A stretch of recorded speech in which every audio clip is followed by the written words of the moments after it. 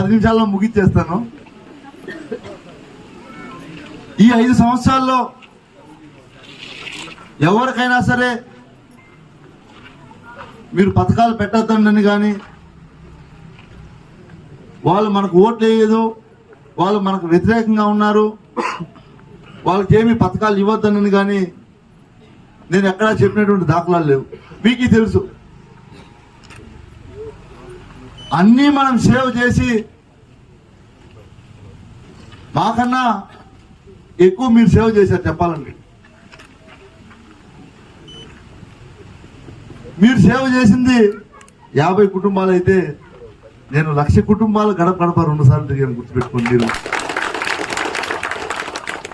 ఉన్నటువంటి 1650 మంది ఎవరైతే ఈ బ్రాండ్ అంబాసిడర్లు ఉన్నారో 1650 మందిని నేను కలిశాను. ఒకరో ఇద్దరు ఏదైనా ఇబ్బందుల వల్ల రాకుండా ఉంటే నేను కలిసిన, అంతేగాని వచ్చిన ప్రతి ఒక్కరిని కలిసి వాళ్ళు చెప్పిందంతా కూడా ఒకటే. మనకు ముఖ్యమంత్రి గారు ఏదైతే ఆదేశించారో, ముఖ్యమంత్రి గారికి ఏదైతే ఆశయం ఉందో, ముఖ్యమంత్రి గారు ఎలాంటి పరిపాలన ప్రజలకు అందించాలనుకున్నారో ఆ పరిపాలనని ప్రజల్లోకి తీసుకెళ్లే బాధ్యత మన భుజస్కంధాల మీద పెట్టాడు. మన మీద నమ్మకంతో పెడితే మనం పూర్తి స్థాయిలో నెరవేర్చినటువంటి దాఖలాలు మనకున్నాయి, మీకు ఉన్నాయి, నాకే ఉన్నాయి. ఇంత కష్టపడి అహర్నిశలు కష్టపడి చేస్తుంటే మీరు అందరూ గమనించాల్సింది ఒకటే.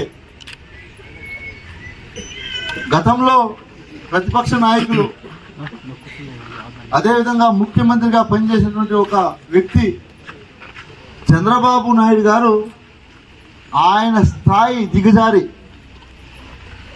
ఏదైతే ప్రతి ఒక్కరికి ఒక స్థాయి ఉంటుంది, ఆయన స్థాయి దిగజారి మా బ్రాండ్ అంబాసిడర్ల గురించి కూడా మాట్లాడే స్థితికి దిగజారిపోయినటువంటి చంద్రబాబు నాయుడు గారు గుర్తుపెట్టుకోండి.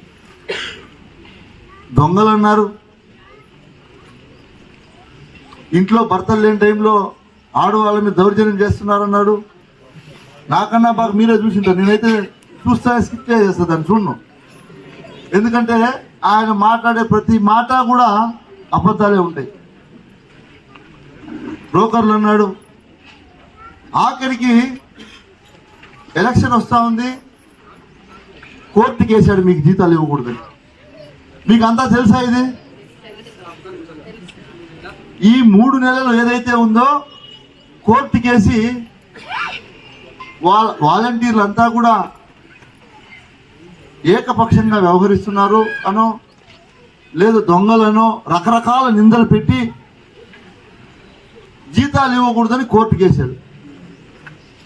కోర్టు నుంచి ప్రభుత్వ నిధులు వాలంటీర్లకు ఇవ్వకూడదు అని వస్తే మన గౌరవ ముఖ్యమంత్రి గారు ఏం చెప్పారు తెలుసా? మీకు తెలీదా? ఈ 3 నెలల జీతం ప్రభుత్వం ఇచ్చినా ఇవ్వకపోయినా నా సొంత నిధులతో ఇస్తాను, నా బ్రాండ్ అంబాసిడర్.